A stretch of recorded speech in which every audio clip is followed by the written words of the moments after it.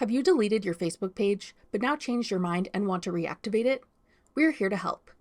I'm Jessica, and in this video, I'll show you how to reactivate a deleted Facebook page. Now let's get started. Note that you can only reactivate your Facebook page if you've requested deletion within the previous 30 days. If it has been longer than 30 days, you won't have the option to reactivate.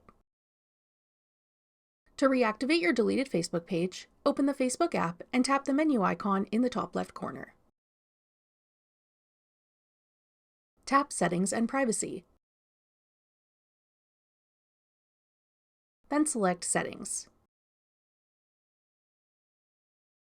Scroll down and tap Pages. Then tap View. Here you'll see a list of any Facebook pages you've previously deleted, along with a countdown until the date your page will be permanently deleted. Tap Reactivate to cancel the deletion of your page. Your page will then be reactivated, and you will be switched from your personal profile into the page you've reactivated. That's all it takes to reactivate a deleted Facebook page. Rebranding and want to change the name of your page? Check out this tutorial next. Click the video on your screen now to watch.